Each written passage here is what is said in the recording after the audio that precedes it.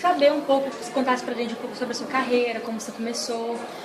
Eu comecei bem novinha. Meus pais, eles são ministros, são cantores, missionários. Meu pai é pastor, Jorge Araújo, Ela Paula. Eles começaram assim, antes mesmo de se casarem. E quando eles se casaram, obviamente, assim, os ministérios, né, se uniram. E a gente cresceu nessa atmosfera musical, missionária. Meus pais atuaram também em alguns campos missionários e também em algumas igrejas. E desde muito cedo que a gente grava também, né? Meu pai, ele tem um estúdio hoje em São Paulo. Quando eu tinha 16 anos, mais ou menos, ele montou o estúdio. E aí foi quando as coisas começaram a encaminhar para o meu ministério solo, porque eu sempre gravei com os meus irmãos. Eu não sei se você estava assistindo, né? Com a Turma do Barulho. A gente gravou, assim, 12 discos até hoje. E desde os nossos 3 anos de idade, pelo menos isso aí é o Jorginho, mais novo ainda, Jorginho. Porque eu tinha 3 anos de idade quando eu gravei pela primeira vez. O Jorginho devia ter 1 ano e pouco, né? A Sueli tinha 2 anos. Então começou muito cedo e acho que eu não tive por onde escapar, né? Porque depois ainda casei com o Léo também, que somou demais no meu ministério. Então assim, tudo começou desde que eu nasci. Graças a Deus. Então esse negócio de ministério familiar é novidade pra você, não, né? Não é. E como é que você e o Leonardo fazem para conciliar? Porque eu imagino 2 anos muito cheia e família é bem complicado, né? Muita gente me pergunta isso, porque realmente, né, eles olham as nossas páginas e vê ele para um lado, a gente para o outro. Só que assim, a gente precisa entender também que, ó, por exemplo, o nosso ministério exige mais os finais de semana, né? Diferentemente de uma pessoa que tem um trabalho que exige dela os dias de semana. Então, em dia de semana eu tô com o Léo, eu vou pro estúdio, claro, né, a galera vê que eu vou pro estúdio, só que, inclusive, eu me mudei pra Osasco pra ficar mais perto do estúdio, pra poder também ter mais comunidade pra nós. Só que assim, gente, a semana todinha eu fico com o Léo. Mais do que talvez você, dona de casa, que tá aí, que seu marido sai todo dia pra trabalhar, volta à noite. Eu acho que eu fico mais com meu marido que você. É verdade, tem 5 dias, né? Sim, 2. sim. Não, às vezes tem, por exemplo, como aconteceu aqui em Brasília. Às vezes tem, assim, uma situação da gente ficar 2, 3 dias fora, até 4, sabe? Só que, graças a Deus, eu encontrei o Léo aqui, que ele tinha uma agenda. Isso já aconteceu algumas vezes. E quando é assim também é exceção. Assim, não é, por exemplo, todo mês que isso acontece. É uma grande exceção. Porque geralmente a gente vai num dia e volta no outro também. Mas também tem outro agravante, a gente não publica muito a nossa vida pessoal. A gente publica mais realmente as coisas que estão relacionadas ao nosso trabalho, ao nosso ministério, né? E aos paralelos de produção musical, etc. Então a galera fica focada naquilo que a gente divulga, né? Mas, gente, eu tenho uma vida além do Facebook, vocês têm que entender isso. Não serve pra você, né? Se preserva, né? E, Daniela, sobre inspiração. Como é que funciona para você? De onde você tira a sua inspiração? Olha, eu acredito que toda arte, ela pode ser lapidada. Todo artista, aliás, pode ser lapidado. Toda arte pode ser desenvolvida, pode ser lapidada mesmo. Então, eu já aprendi com a minha idade que a gente tem vários tipos de inspiração, né? A gente pode se inspirar em várias coisas, a gente pode sentir de diversas maneiras, a gente pode receber de diversas maneiras, depende de como você vai colocar pra fora, né? E com o tempo eu fui aprendendo a lidar com isso que você chama de inspiração, né? Muitas vezes eu tô, por exemplo, numa situação que não tem como gravar ou como tocar, mas eu vou lá, escrevo e gravo. Outras vezes eu tô triste, aquilo me inspira, aí eu busco consolo em Deus. Muitas vezes são questões do dia a dia, muitas vezes é alegria, alguma festividade que me desperta algo alegre e aí me leva a compor. Mas muitas vezes eu sento, leio a palavra de Deus e componho dentro da palavra de Deus, tipo assim, objetivamente, o que eu quero dizer, entendeu? Por quê? Porque o dom está ali em você. Então, se você souber com o tempo aprender a lidar com ele, você pode dominá-lo. entende? Então eu estou aprendendo a fazer isso, não só a compor quando eu sinto algo, mas também a compor de maneira objetiva, usando o meu dom propositalmente, não só assim, ocasionalmente, sabe? Quando vem algo e tal. Propositalmente. Nossa, esses dias eu estava lendo um salmo, o Salmo 29, que tem aquela passagem que fala assim, que ouve-se a voz do Senhor como o som de muitas águas, né? E eu comecei a ler aquela palavra e comecei a visualizar. Imagina só, com a voz de Deus, só com o som de Deus, as pessoas podem ser curadas, as pessoas podem ser libertadas. E aquilo me inspirou muito. E eu escrevi uma música em cima daquilo, propositalmente, mas porque também a palavra de Deus nunca volta vazia. Então, Deus ele só vai te usar, ele só vai te inspirar a partir do momento que você tem o conhecimento da palavra. Não adianta também você ter um dom maravilhoso e ser um vaso vazio, sabe?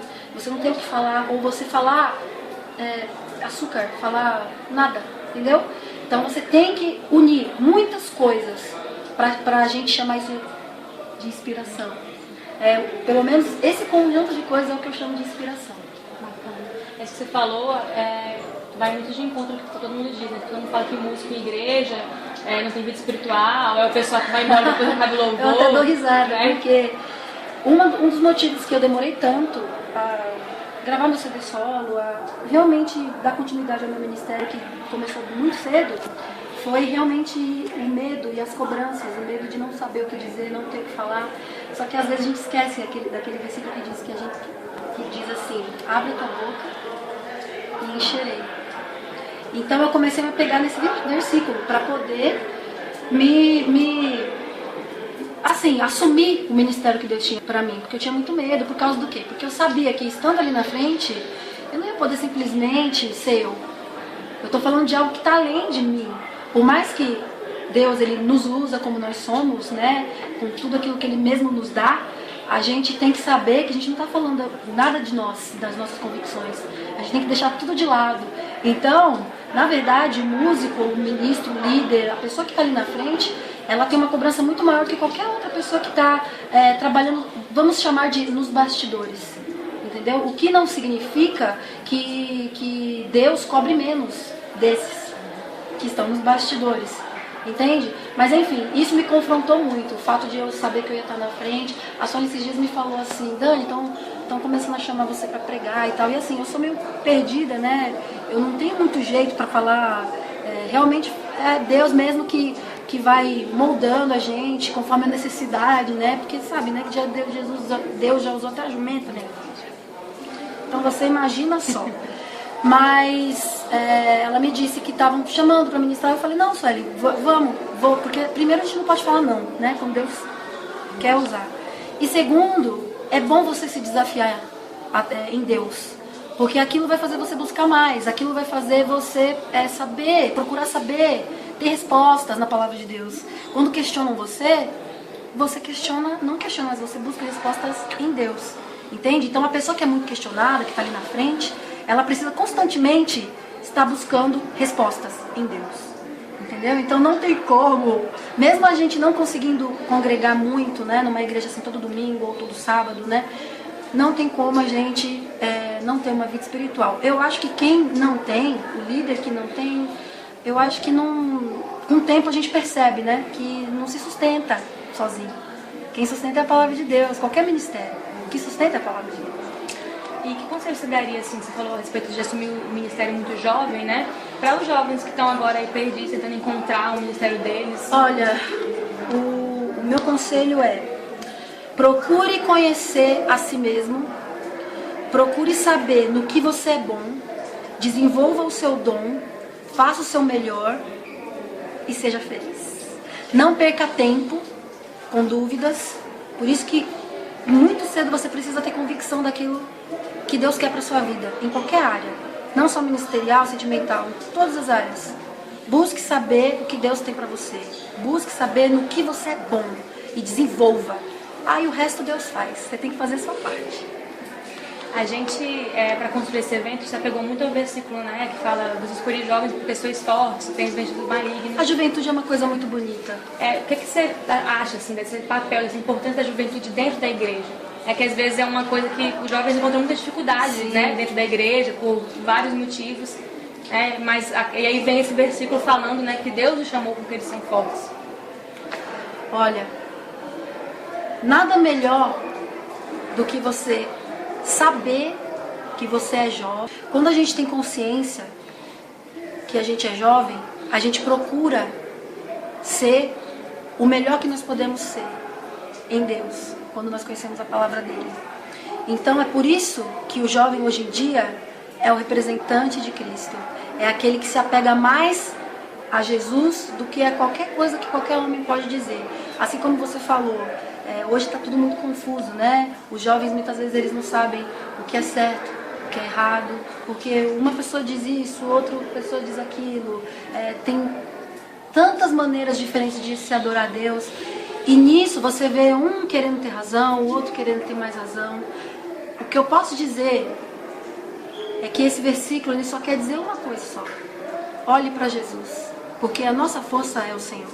Então se nós somos fortes, se na palavra de Deus está dizendo, jovens, sois fortes, jovem, ele está traduzindo assim, está querendo dizer isso aqui, ó. Olhe para Jesus. Não olhe para aquilo que pode te trazer dúvidas, aquilo que pode te tirar da igreja. Muitas vezes a gente se apega a coisas que não tem nem a ver com a gente, né? Mas a gente fica buscando escapes. Então, olhe para Jesus, porque olhando para Jesus você vai ser forte, você vai ser corajoso, porque Jesus era isso. Ele era forte, ele era corajoso, ele era o nosso exemplo.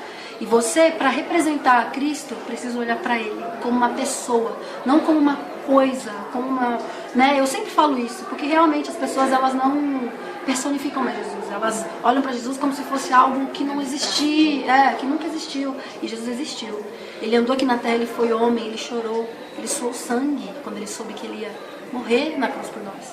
Então olhe para Jesus, ele é o seu maior exemplo. Olhando para ele você não vai desistir.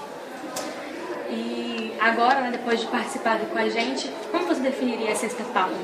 Olha, como um renovo para os jovens que buscam algo diferente da parte de Deus, que estão dispostos a serem desafiados e também a serem libertos, né, pela verdade de Cristo e adorarem a Deus com excelência, com vontade, por amor. É assim que eu defino a Sexta Paulo.